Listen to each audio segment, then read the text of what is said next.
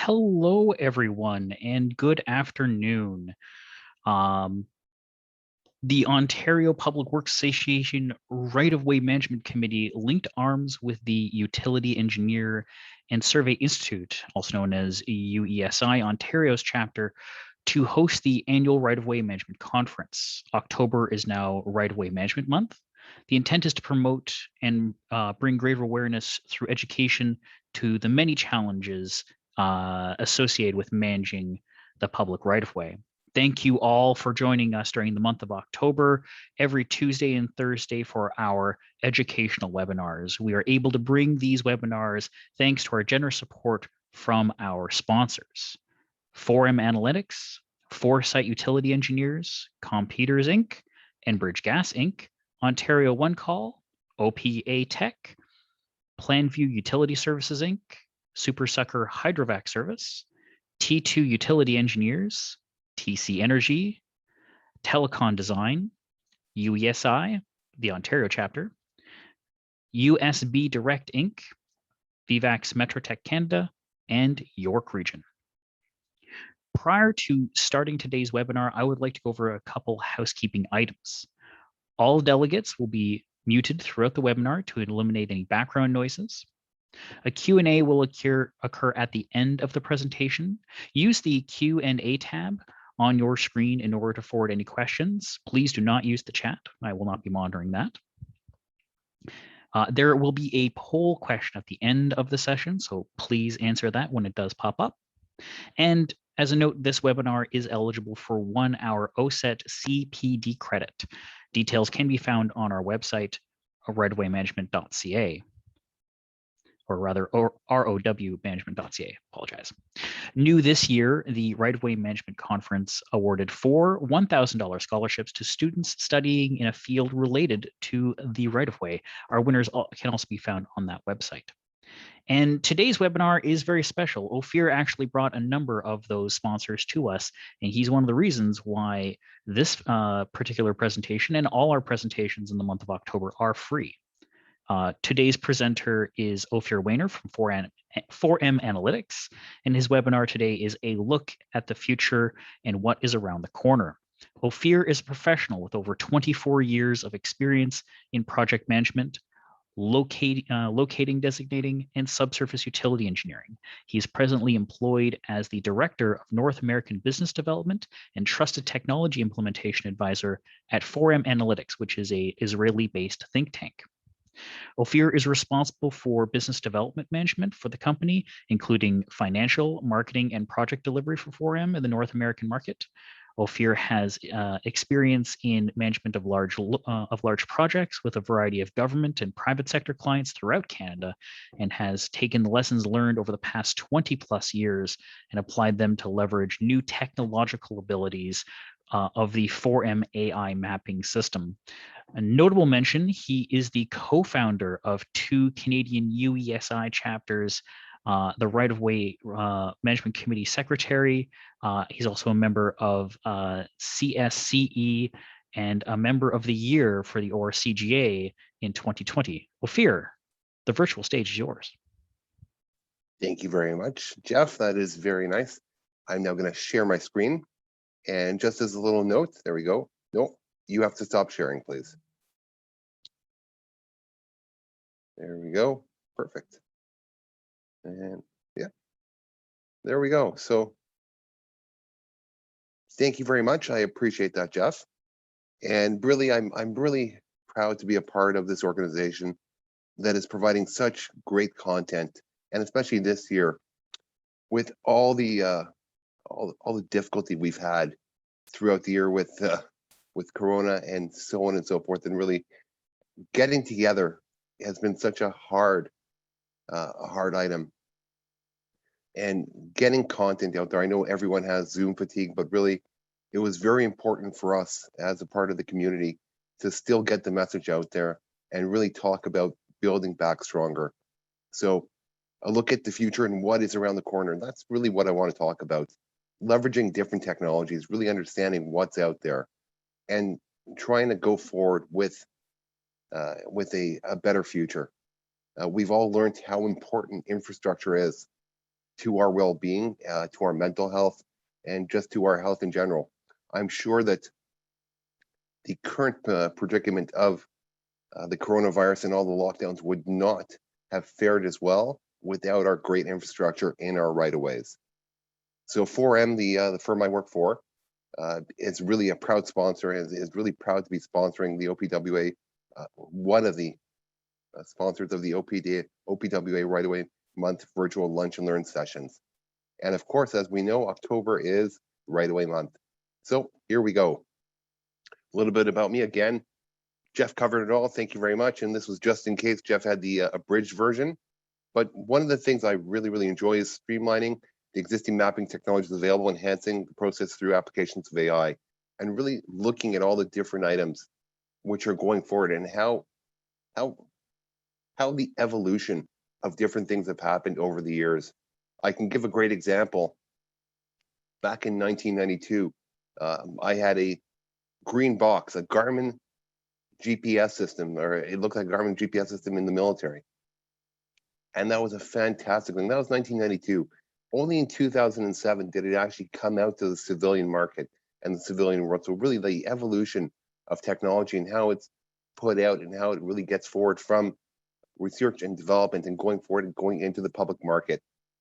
So right now I'm going to actually shut off my camera just in case I have bandwidth issues. And really, I want to talk about mapping the subsurface. Let's take a look at this, and I really want to talk about that. I'm going to be talking about some abstract ideas, abstract views, which can really be taken and implemented right through. With any presentation that I do, I always like to start off with a little quote. And really, right now, we are at a crossroads of technology, of convergence, of machine learning, of letting go of the old ideas, which are always very difficult. So do not follow the majority, follow the right way. And a lot of people will always follow the majority and always try to go down the path of least resistance. It is not always that best path, but it is a path which has been traveled by many, and it seems safe. The unsafe part is really trying to venture off and understand how different technologies can and implemented really augment our life and really give us a better, building back stronger. Again, there we go, that term, and really give us a better sense of time efficiency and how we're doing things. We always know this guy, the guy who had all the knowledge. It's an unfortunate thing, but unfortunately, a lot of knowledge over the years has been lost within the time of the guy who knew everything. The guy who knew where all the utilities were, the gentleman who was at the city for 30 years and knew where every valve was. It wasn't recorded. It wasn't, but we always had the guy. We always had that one guy who knew where everything was. Unfortunately, if it's not recorded, and if it's not documented, and if it's not taken into account, it might as well not exist. Because once that guy leaves, and once that guy unfortunately passes away, even, we will not have access to that.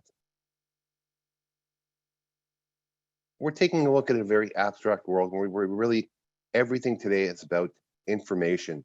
Everything today is about time. Everything today is about ease of infrastructure. How do I get that high-speed internet into my house? I have running water. I have toilets that work. I have electricity. I have gas. All these different things to get from A to B are really a large abstract view of just a cosmic item of how we live our lives. We are so dependent on our infrastructure. We live in a very fast world where things are always being renewed. Right now, we have a renewal cycle of infrastructure. We have a lot of infrastructure that is fairly old. We have a lot of infrastructure that is failing, and we have to renew it. We have to accommodate our built-up world. We have to, a lot of different cities are going through urban densification. Broadband to rural areas. We're trying to balance that factor between the rural and the urban cities. And we saw how important that was again during Corona, during COVID-19. Very, very important, that balance. A lot of people abandoned their office towers and were working from home. And that critical infrastructure right through the network was tried and tested. Understanding how we actually get to a place where we have proper infrastructure is understanding at looking at the past, looking at what we've had and how we actually have used it, what we've done with it, and how we've actually taken care of it, how we've documented it. So let's take this map over here. This map looks like a fairly comprehensive map of utilities. Now, just imagine that you actually had this map within a day or two of planning and understanding, and this is all done by that magical AI, that that tradecraft of understanding what's there through a visual median approach, taking information from the past and putting it into the future, understanding how things are brought in, understanding how things work. Generally, a reliable map would take some time to put together. Now, what do I mean by that? You'd gather all your records, you'd put everything together, you'd go forward with starting to assess the documents and really trying to assess what is right and what is wrong. Then you'd start doing field investigations. You'd go out, you'd verify, you'd survey.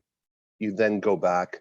You'd be looking for unknowns. You'd be looking for utilities that were not, unregistered. You'd be looking for abandoned utilities. You'd be looking for a multitude of utilities. And this all takes time and a process. And this time process is required. Going forward with that, understanding that if you could have that first look through all these media and through all these different technologies with AI, and really start understanding how things work and how the network works and how things connect together, and then coming up with logic and visual evidence, and then going out and focusing your field investigations to a much enriched and targeted approach. So as we see here, this is a very nice comprehensive map of a highway and a fairly rural area to the west, and to the east, it's a built up area. Now, if you notice, the east is actually grayed out. We did not deal with that, but looking at this highway, all the utilities here have verification through visual median evidence approach. Now, you're going to ask, how do you actually get visual evidence of a utility that went in 50 years ago? And I'm really, 10 years ago, 20 years ago, 30 years ago. And, that's what I'm going to deal with right now. How to actually build this and how to actually understand what's there. And as well, taking a multitude of information and putting it together. Again, it will never replace the detailed investigation. It will replace one call, but it will allow that focus. And these are the abstract ideas which we're looking at for the future. Applying computer algorithm visions to satellite imagery and pointing out on-surface visual evidence of buried infrastructure. If we take a look at this, the trench here going right through and through, it's really amazing. Really understanding that we can point out where work had occurred. And then by understanding the network and by understanding logic and by understanding the area and by understanding everything that's gone on around there, you can actually pinpoint where there was work and what it matches to in terms of utilities. So this is a very good example. So along the purple line here, this was actually a corridor for a pipeline that went in, I believe in the late 90s. So really understanding, no boots on the ground, and we were able to pinpoint the area of where the excavation took place. We're not pinpointing the actual pipeline. We're not looking at the pipeline, but we're looking at the footprint of the excavation. So really, really interesting. And this could be a focusing tool. And the truth is, it is irrelevant if it's a conductive or non-conductive utility. It's still focusing because you're looking for stacked images on top of a change detection algorithm, understanding what has happened, understanding what's gone forward. And we're looking at thousands and thousands and thousands of images all together, looking for change, looking for progress, looking for different items. Really, really interesting.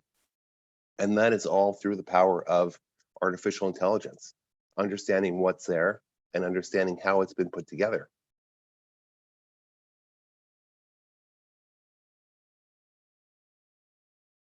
I'm going to bring up a few case studies to give you just a really an example and get an understanding and feeling of how these systems actually work and come together. And it's really amazing. So it's not just through change detection and going back in time. It's also through a multitude of high spectral analysis, a lot of different temporal analysis, change detection analysis, scarring. There are all these different techniques which get applied right through, as well as engineering logics, AI logics, and understanding how things were built. So for example, there are different footprints between a hi-ho, a backhoe, and directional boring, and really understanding what the applications were and where it was done and how the actual construction methods were done is, again, a key point, but the AI takes it, learns, and understands what's going through. So this is a fantastic site. In Texas, it was a squared site preliminary mapping. So this could be like a brownfield, or sorry, a greenfield, just outside of a large metropolitan city, a large urban city in Canada, or anywhere in the world. And of course, with urban sprawl, these greenfields are being turned into brownfields as well. These greenfields are now being used for our urban densification natural resource. What do I mean by that? There are now, a lot of people are now just putting up as well solar fields, windmill fields. Again, all these different renewable resources are going to be going up to support our infrastructure. And it's not that in these brownfields, or it's not that in these rural areas that there's nothing there. There's a lot there as it is. And this was the infrastructure that supported our growth of those large urban cities. So going forward, of course, you're taking all the available data, which is out there, all the raster data, all the documented data, which is actually out there, vector data, pixel data, everything that's out there currently. You put it in, from existing open source records, putting it in, understanding, and really, just seeing what's there. Then you're going through all the different technical analyses of the AI and the actual methods of reading for the visual evidence approach, understanding that every single piece of infrastructure that's put in will leave some sort of, call us a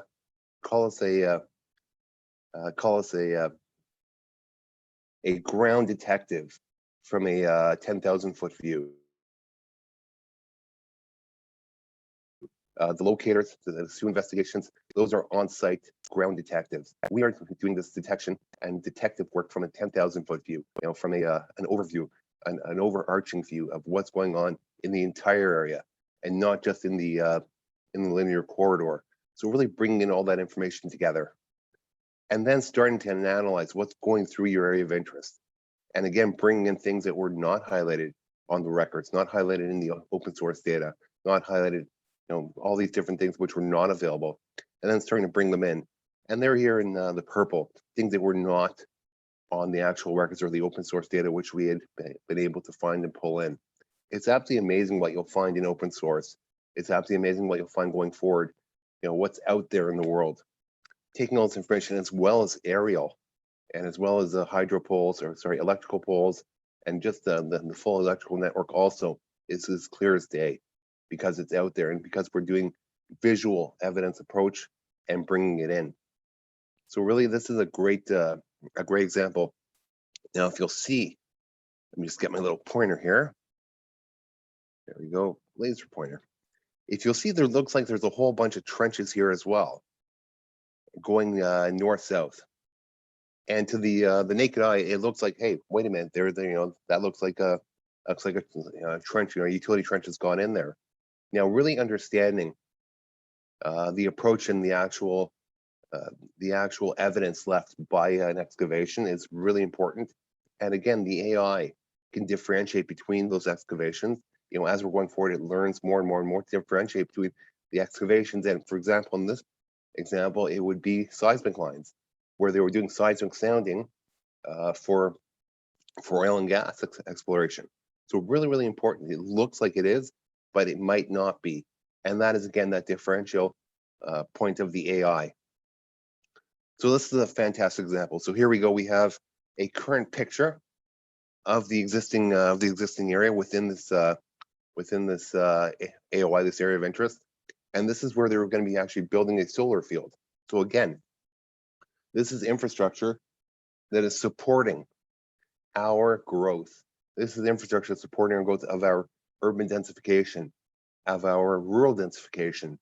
Because as we saw during Corona, a lot of people went from the urban to the rural. Again, we need energy, we need power, we need telecom, we need gas, we need all the different sets of infrastructure to make sure that our lives are complete and going forward. Really understanding that even though you live in the suburbs, you still, or even though you live in a rural municipality, you still want the comfort and the quality of life of having that high quality infrastructure. So if we'll take a look, you're looking at the lines. You say, okay, I see those seismic lines you were talking about before. Maybe this is a pipeline corridor. Here's a pathway, a road, another pathway going north and south, another one going northwest. I don't see much there. And then again, there we go. Then we start bringing in all those different tools, the stacked images, infrared, infrared satellite imagery. And this is actually from 1996, when there was construction of an oil platform, an oil well, and the derrick. As I said, we go back, you can't see it. Now that you saw it with that infrared, you can actually see it, you start seeing the outline of it. Now, the one thing is that derrick was actually gone. It was abandoned. And that infrastructure is still in the ground. So really, really important to understand, even though it's not there, even though you cannot see it, it still might be there. Again, right now, these applications, we are really working on them throughout the rural and sub-rural areas. It will also, the same applications will be applied into the city eventually. But again, it is a much different and more complex animal.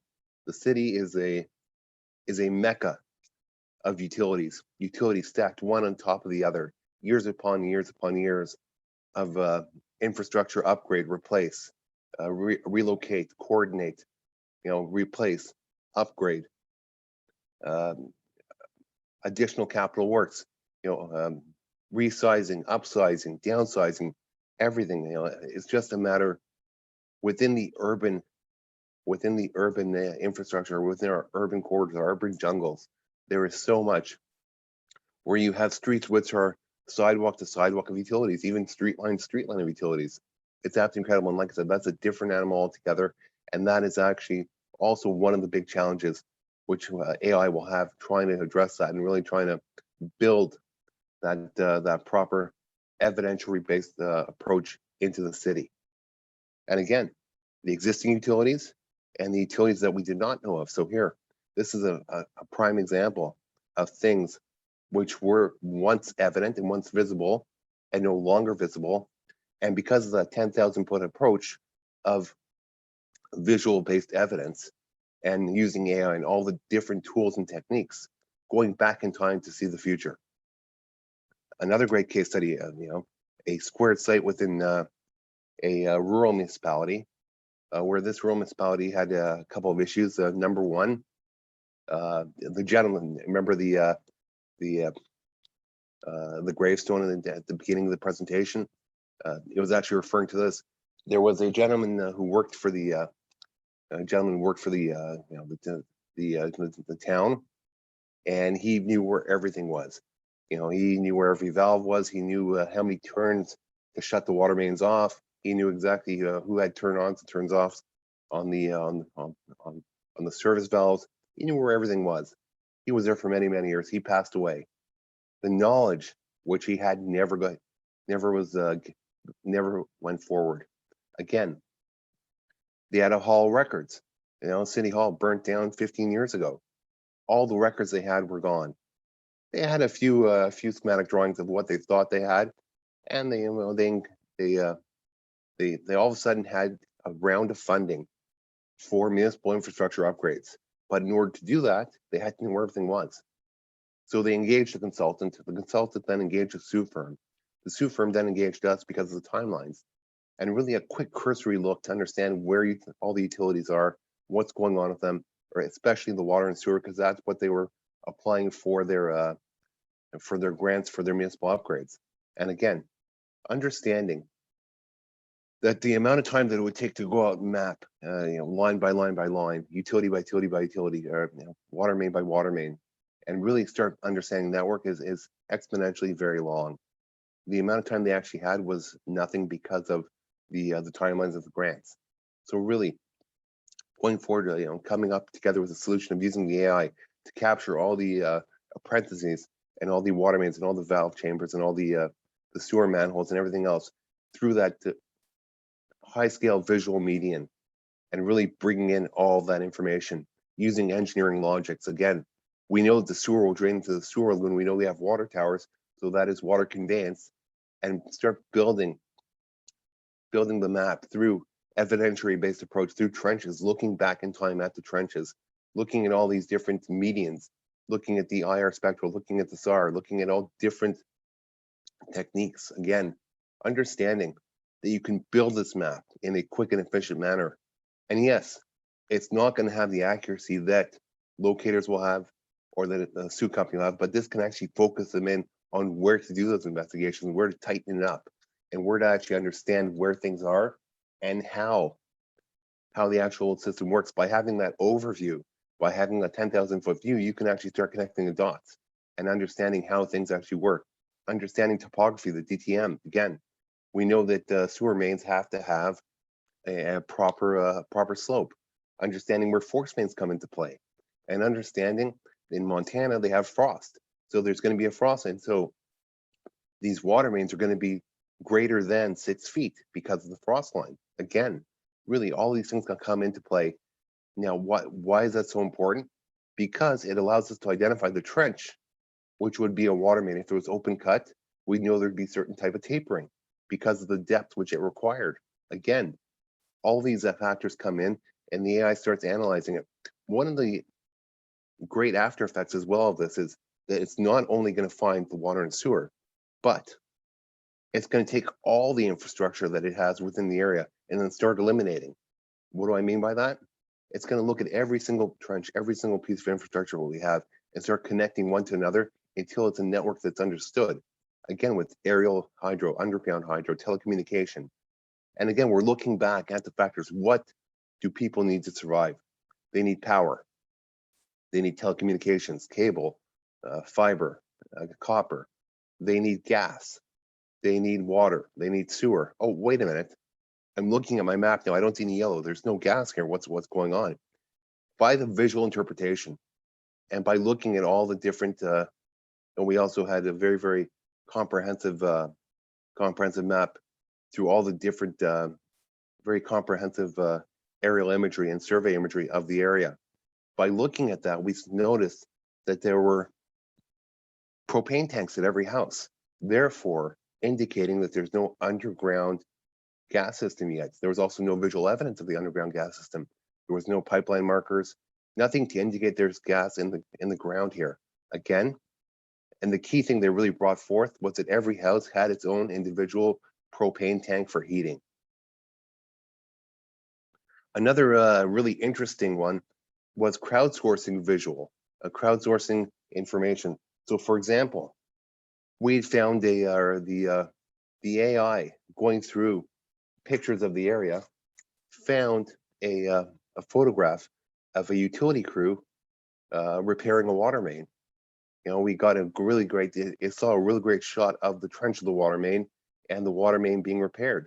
And therefore, it was a plastic water main, by the way, or PVC, and it's no trace wire, of course. So it would not have been found through geophysics, but this was found through crowdsourcing. Really incredible, taking all that information and putting it together. Another fantastic case study, a really reputable SUE firm had done a full SUE investigation, a really great comprehensive SUE investigation. They had provided, here through the AOI, this is in New Mexico, through the AOI, it was for water and sewer upgrades. Again, they provided a fantastic, they did a great job, really comprehensive, along their corridor, along their area of interest. They provided all the information which they had within their area of interest. Again, very comprehensive, up to quality level B at that time, and they did all the different types of techniques. They did standard geophysics. They did MTGPR, standard GPR, really all these different tools and techniques, and really had a great deliverable. They said, you know what, let's take a look and let's see if using the AI, using that 10,000-foot visual median approach can actually assist us in the QA for quality assurance to make sure that it's understanding what it is and what's going on. From that, we actually took our visual median approach. A lot of the information we had actually lined up with the SU firm. There were some instances where, for example, on the water mains, where they had a level D, we found a trench and it was a couple feet off from what they had, but they were able to raise their quality level D to the trench and move it over a little bit, understanding that it's still quality level D, but the actual location was confirmed to be confirmed later through test pits, or to be confirmed later through hydrovac. So, but able to refine where they were actually going to go out and focus their investigation. And yes, it was level D. Yes, it was surmised from records, but being surmised from records and that visual verification of that trench and putting them together and moving that quality, that water main over a little bit, really, really important. One of the biggest factors in this project, which really highlighted that AI application and that look ahead of how having that 10,000-foot view and not just the corridor approach, not just that linear corridor approach, really assisted. And this is absolutely incredible. This was a reclaimed water main, which was unregistered, of course, and it was going right through their AOI. And it's absolutely incredible. It was fairly recent construction, but only by having that 10,000-foot view and looking and finding trenching and scarring, and finding aperture differences and finding vegetation differences and just soil differences from the air, and understanding and following the trench all the way from its inception to where it actually to its next point was really important. Because if you were on the road, you would not see it. There was already overgrowth, and the area was already turned over. The line was in already. It was a concrete reclaimed water line. And understanding these two investigations actually noted there was something. There was a concrete pad there for some reason. They did not understand why it was there, and they noted there was a concrete pad in the road, unknown to any utilities, but it's there. By having this 10,000-foot overview and understanding where it goes from point A to point B, we're able to connect the dots and understand what it was doing, and actually showing it that it went through the AOI, and actually confirming to the SU firm that their investigation actually had a lot of merit. They were unable to say what it was. They just found that pad, but otherwise, they actually had found the area, but they did not. They were unable to focus in on what it was. By having that 10,000-foot view, that really high-level overview, we're able to say, yes, this is a reclaimed water line, and this really assisted that SU firm in going out, verifying what it was, and really taking it to that next level of risk mitigation. And again, this was done by having all these different imagery, having pixel imagery, having aerial imagery, having satellite imagery, having different an assortment of investigation techniques right there, having stack photo, stacking all these images together, one over the other, and really going up and understanding what the differences were. And again, a human being cannot do that. You're going through hundreds and thousands of photographs and looking for the differences. I know that a lot of people have that enjoyable, what's the difference game, but still, this is on such a large scale, and finding that one thing really assisted and really helped out. Again, same thing, Alberta, Canada. Again, we want to see what different topographies would do to this technology. And here we have the divide between the boreal forest and the plains. And as everyone knows, Alberta is a very interesting place where it is mountains in the west, the plains in the east, and to the north you have tundra. So really looking at what the differences were and looking at how this actually applies and works in different areas. Understanding that the initial project was only along a pipeline corridor, a very, very heavily used pipeline corridor, and understanding that by actually, we expanded, we did the entire, I think it was 13,600 acres, 2.5 kilometers, or 2.5 kilometers east and west of the actual area of interest, and north-south, I think 54 kilometers, so 13,600 square acres in 10 days. Just the massive information that was there, pulling in the ABBA data information, pulling in the available record data, pulling in the information from the surveying firm that actually did the work, putting it all together, and then running that change detection analysis, running that algorithm, and seeing what the differences are, and seeing where the actual trenches are. It was really incredible to see that there were some differences, including all the aerial infrastructure that was there. But we found quite a few variations of data, and also we added quite a few pieces of data in there. Trenches, abandoned derricks, unknown utilities, and again, we're talking about, regardless if it's conductive or non-conductive, there's going to be signs of construction. There's going to be signs that something happened there, and going forward and understanding where it happened, what happened, and then bringing that story together. So looking at the past to provide the future. And again, understanding that all this information is really, really important information. Understanding that we need this information to go forward. And a lot of times we abandon information because, not that it was irrelevant, but it was inconvenient to capture. And what do I mean by that? You've gone out, you've done your locates, you've gone out, you've done your engineering, you've gone out, you've done your student investigation. You pass that on to the designer. The designer includes it into his design. Things happen. And a lot of things are not captured between the time of when the designer does his work from that time which the student investigation was completed. Student investigation was completed on, let's say, June 1st. Designer gets the information August 1st. He starts doing design, he issues his design for construction, gives it back to the owner December 1st. The owner puts it out puts out a tender for construction February 1st.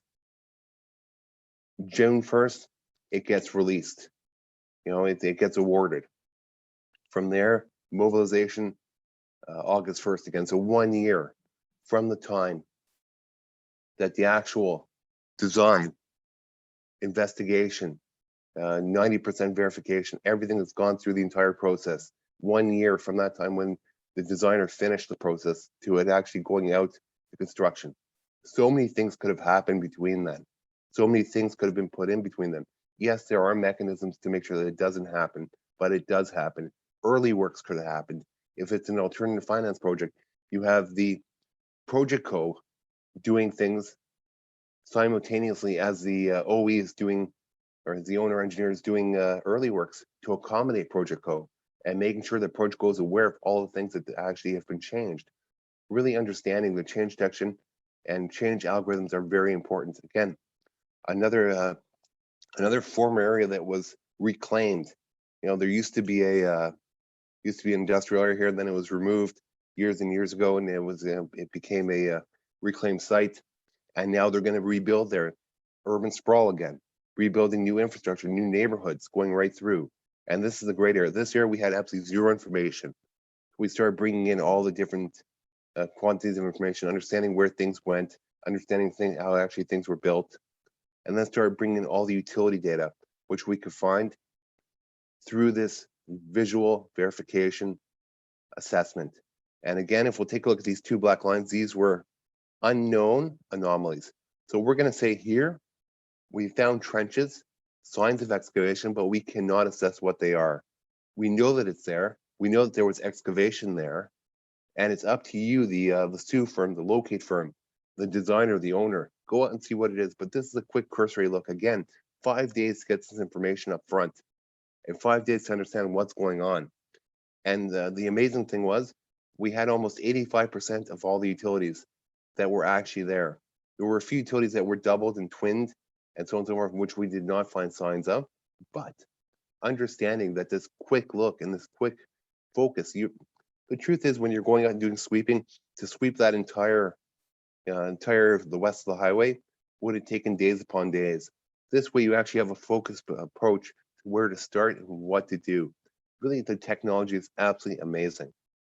Looking at without prior data, mapping the entire area remotely and really understanding where things were is an incredible aspect. Again, within these polygons, understanding that there are trenches there are excavations there, which could not be identified, but really having that focus approach. So this is a really good example of, for example, if you have a new pipeline corridor. I can think of a pipeline corridor up in the GTA, which runs along the 407.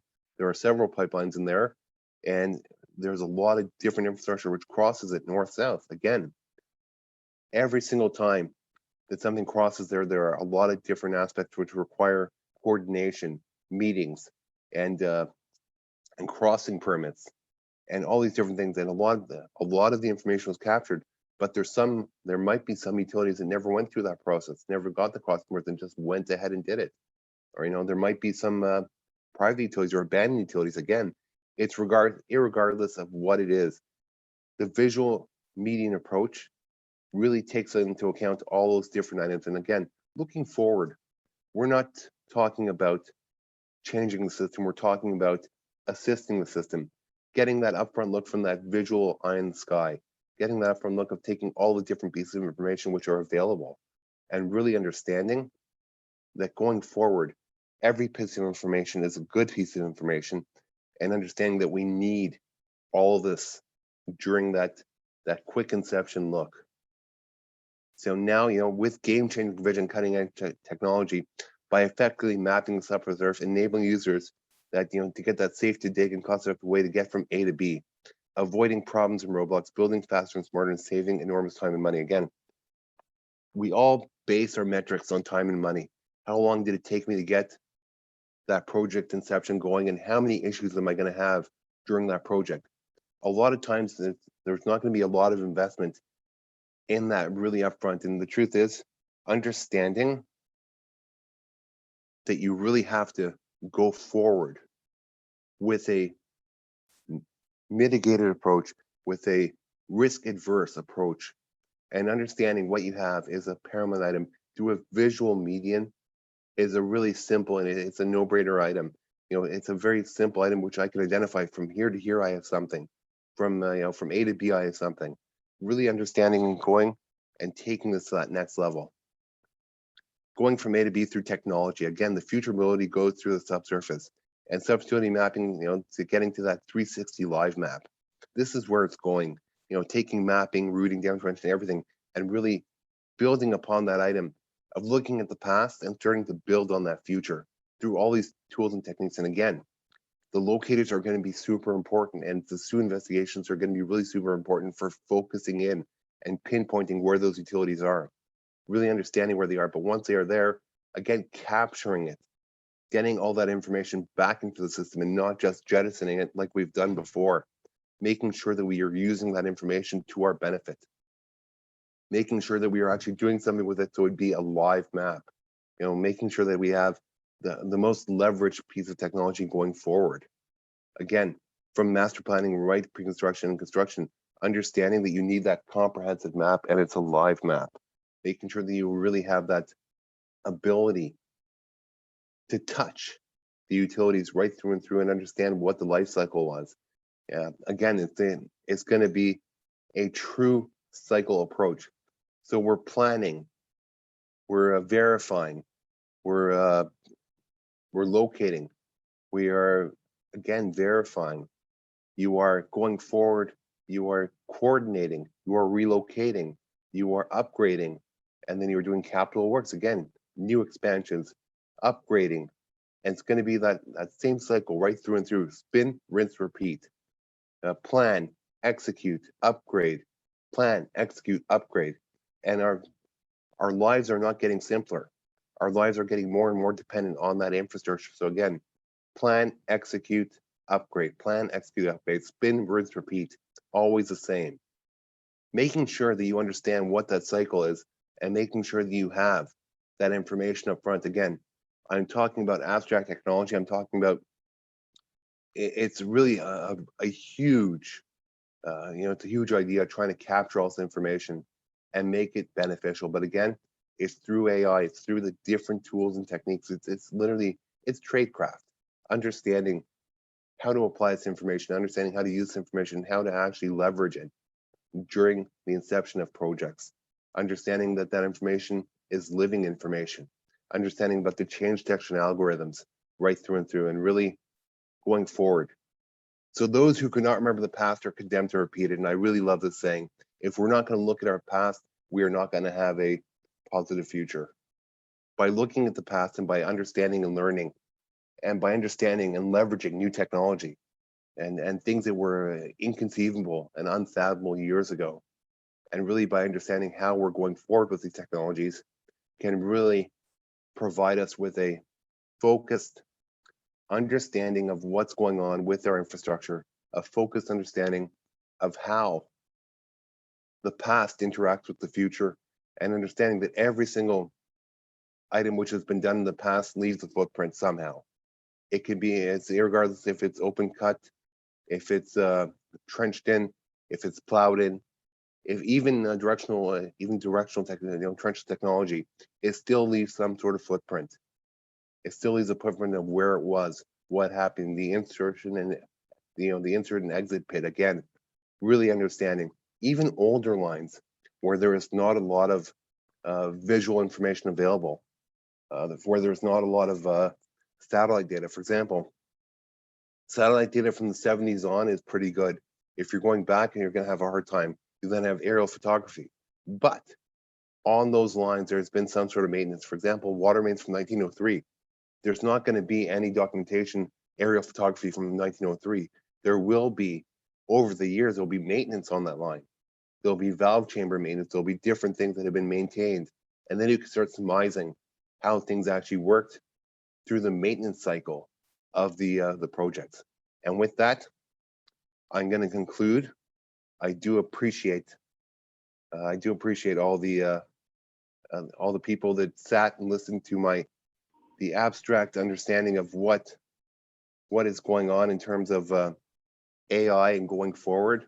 And Jeff, I'm going to turn it over to you. All right. Thank you very much, Wafir.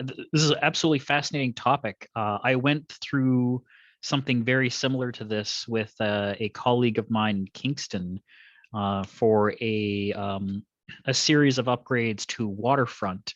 He spent months of his time poring over documents to figure out what exactly is in his SUE investigation area. But had this AI been available, I'm certain we could have carved that down to just mere days in understanding what exactly this impediment to his project was. It turned out to be a so back shortly after Confederation in Kingston, there was going to be a railway that linked Kingston to the north half of New York State that ran through Wolf Island.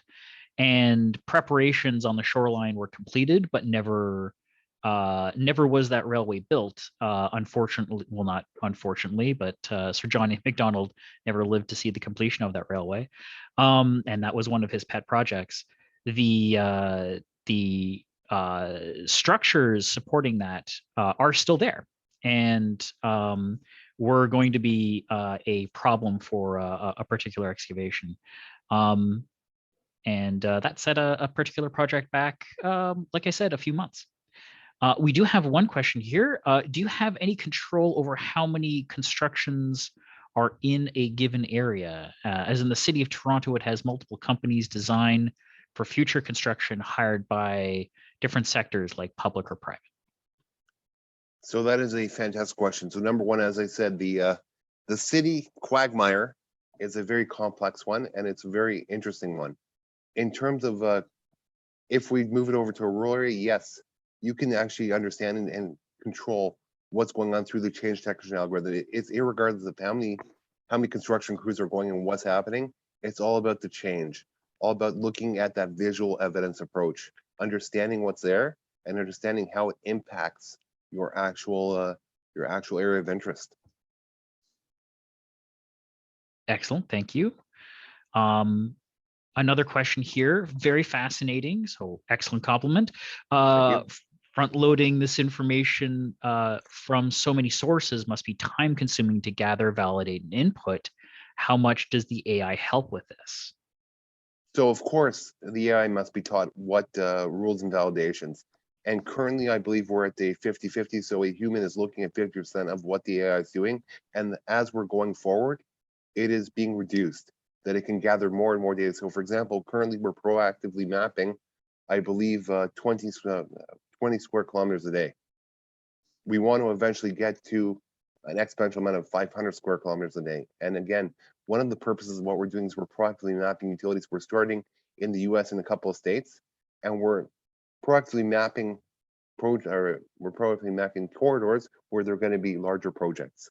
So for example, urban densification requirements for infrastructure. So large solar areas, large solar grid target areas, large wind farm areas, even oil and gas.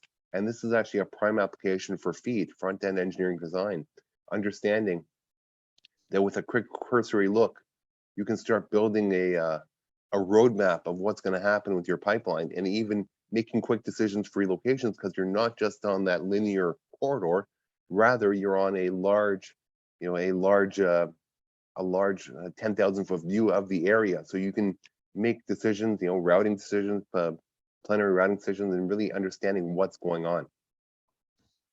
That's So thank you. impressive. The poll has just opened up. So for those of you who are in attendance, please fill out this poll. Meanwhile, I was going to say I have a client who would greatly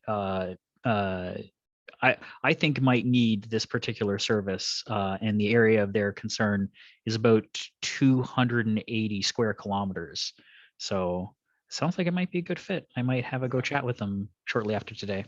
That's fantastic, Jeff. And like I said, Jeff, today was all about introducing technology. I did not want to sell anything. I just wanted to introduce the abstract thought of looking at the past and looking at the future and really trying to meld them together. So I do appreciate that. And I do encourage everyone to do a little bit of research, understanding of what's going on, and understand that every single time they put a mark down, every time a construction is done, every time a trench is created, it leaves a piece of evidence. Again, within the city, it is a much more difficult realm, but we do have our Into the City project, and we are working that proactively. But right now, our sweet spot in terms of where the AI sits and where the technology sits is that rural or sub-rural area. Very cool. Are there any other questions that Ophir can answer for our audience?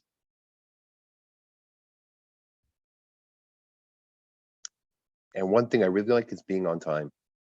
So today we're actually going to end right at 1 o'clock on time. I do really like that.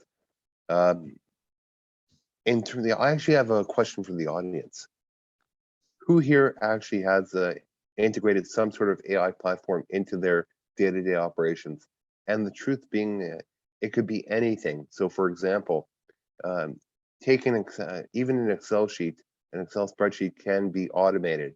And that is the basic recurring sense of an AI, where you're taking tools and tasks which would be manually done one by one, identifying what the factors would be going forward, and then having it streamline and understand and actually further better the process. So it's really incredible how things are. Even an Excel spreadsheet can be turned into an automated approach. So does anyone have an example of how they're using automation? And I would like to hear in terms of mapping or in terms of understanding what is in their area. Oh, I see a question popped up there. Yeah. I was going to answer yes. We actually do use a bit of automation and artificial intelligence over at Ontario One Call. In using that particular definition, yes. We do have one last question. Love the presentation. Are there limitations on the characteristics of the buried utility, i.e. size or material? So I'm going to answer straightforward. We cannot determine the characteristics of the utility. I can't tell you if it's cast iron or if it's plastic. If I had a visual piece of evidence, I would.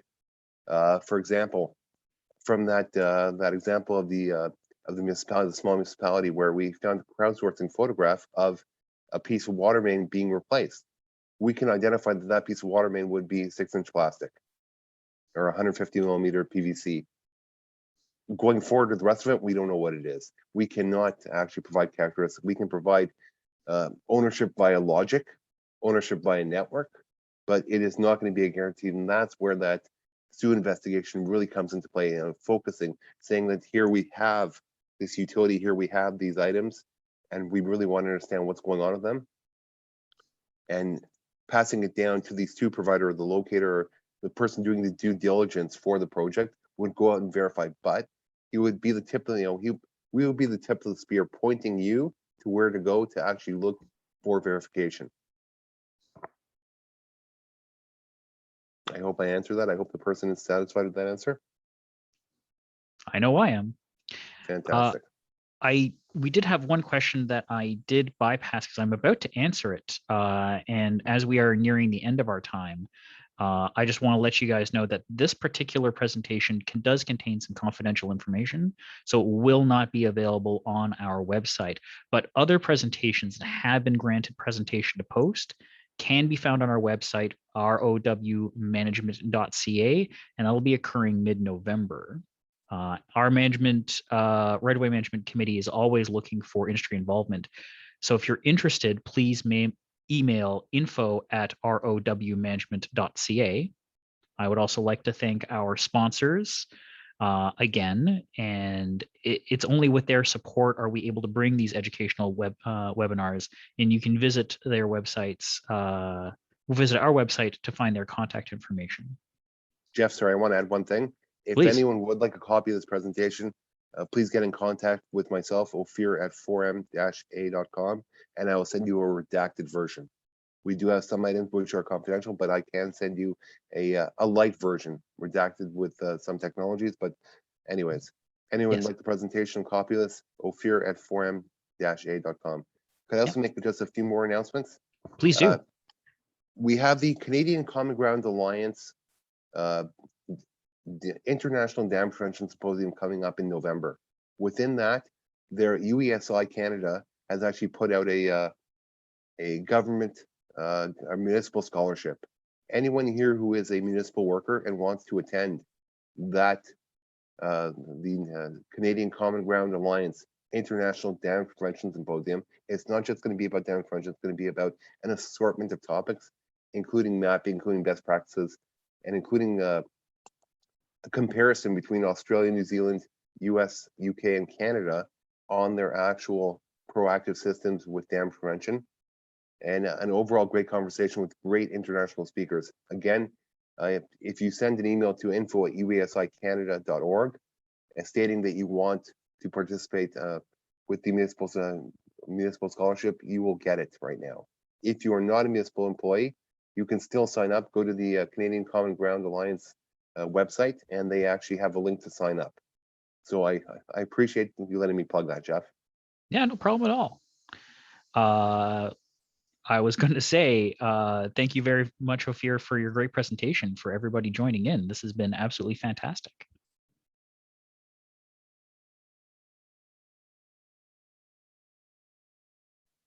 Thank you, Jeff, and really thank you to Forum Analytics for allowing me the time to be involved in the community, and I find that a very important thing. And everyone else who's volunteered on these boards and on these committees, thank you to all of you, because we are a community, and our infrastructure is dependent on all of us working together. So thank you. Absolutely. Thanks, everybody. Have an excellent day.